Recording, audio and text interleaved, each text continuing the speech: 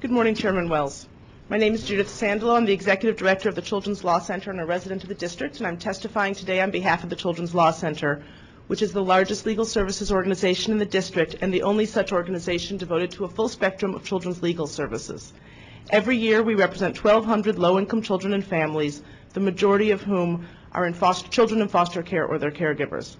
I'm pleased to testify today in very strong support of the Families Together Amendment Act, and thank you for your leadership. The bill will remove the legal barrier to a long-sought improvement in the district's child welfare practice, a differential response approach to child protection hotline calls. As you know, at least 18 states now implement a version of this approach.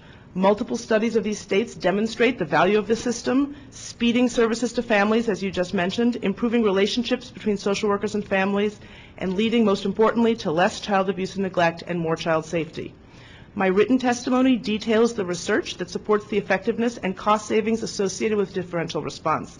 I'd like to focus today on two suggested amendments, requiring that assessments be initiated on the same timeline as an investigation and on implementing the legislation sooner.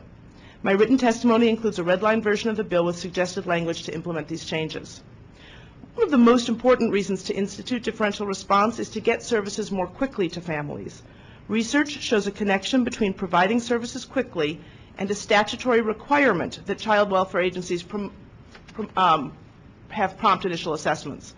Missouri, for example, has differential response helped families receive services in half the time as occurred following investigations. Missouri's differential response statute requires child welfare agencies to initiate assessments within 24 hours, the same timeline applied to their investigations. 6 other states also mandate quick response. We recommend that the Council follow the example of these jurisdictions and require assessments to occur within 24 hours, the same timeline that current law applies to investigations. We also urge the committee to require CFSA to implement legislation on a faster timeline than is currently anticipated. CFSA, this committee, and the wider community have discussed differential response literally for years.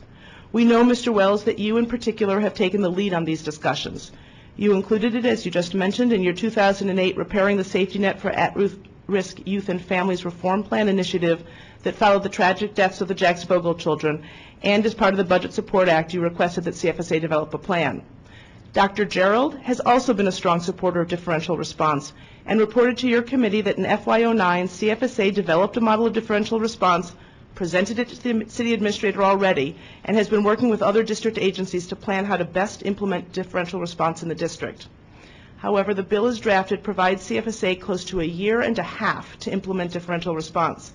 The bill gives CFSA 365 days from this bill's effective date to achieve full implementation, a time period which after markup, first reading, second reading, and the congressional review period will likely not begin until 4 or 6 months from now, and it provides an additional 180 days from that point to propose regulations.